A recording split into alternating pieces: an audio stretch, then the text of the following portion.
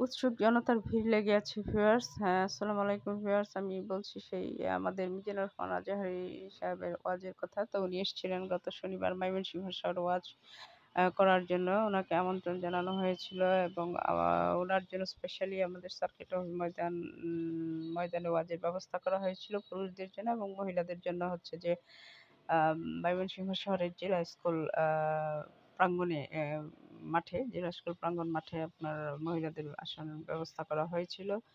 তো আসলে লোকে লোকারণ্য ছিল ভিউয়ার্স। তো মিজানুর রহমান আজহারী একজন বিশ্ববরেণ্য কারী। তো উনার ওয়াজ শোনার জন্য উনাকে এক নজর চোখে দেখার জন্য ময়মনসিংহ শহরের আশপাশ এবং বিভিন্ন দূর দূরান্ত থেকে লোকজন এখানে চলে আসে। বিশেষ করে পুরুষরাই বেশি ছিল, তা মহিলারাও কমতি ছিল না। তো যেখানে জেলা স্কুল প্রাঙ্গণে মহিলাদের জন্য ব্যবস্থা করা হয়েছিল, সেই যে অবস্থাটা দেখুন, অবস্থাটা দেখলে আপনার বুঝতে পারবেন মানে বন্যার পানির মতো ঢল নেমেছে জনগণের। তো যেহেতু উনি এবার ফার্স্ট টাইম আমাদের ময়মনসিংহ শহরে এসেছিলেন, তো এইজন্য জনতার আগ্রহটা একটু বেশিই ছিল। আর উনার আওয়াজে তো আপনারা জানেন যে সবসময় লোকে লোকারণ্য আম হয়ে থাকে। তো আমরা উনার ওয়াজ থেকে অনেক কিছু শুনেছি, অনেক কিছু দেখেছি আম আ এবং শিক্ষণীয় অনেক ছিল যেগুলো আমরা জানতাম না।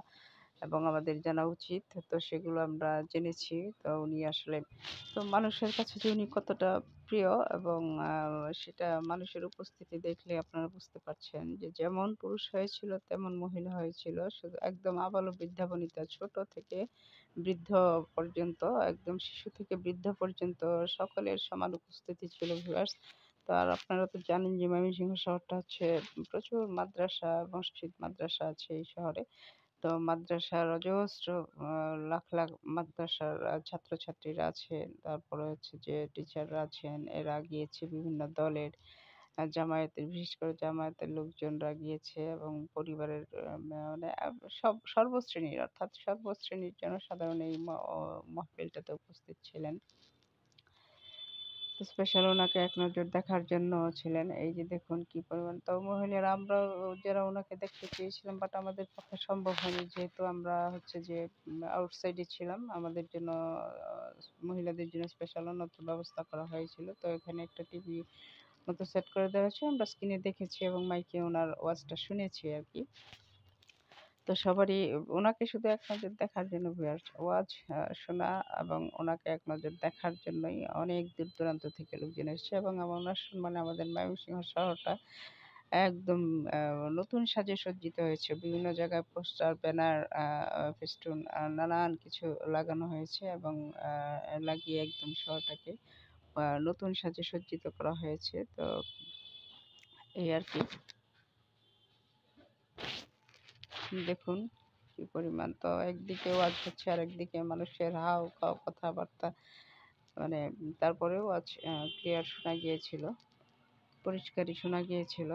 তা উনি একজন বিশ্ববরেণ্য বিখ্যাত হচ্ছে ওয়াজকারী। উনার ওয়াজ হ্যাঁ, আমরা রেডিও, টেলিভিশন অথবা বিভিন্ন ইউটিউব চ্যানেলে শুনি। বাট সরাসরি শোনার জন্য তো সবারই একটা কম বেশি আগ্রহ থাকে। সেই আগ্রহের জায়গাটা থেকেই অনেক মানুষের জমায়েত হয়েছিল এবং উনি ওনার জন্য স্পেশাল সিকিউরিটির ব্যবস্থাও ছিল, রাখা হয়েছিল।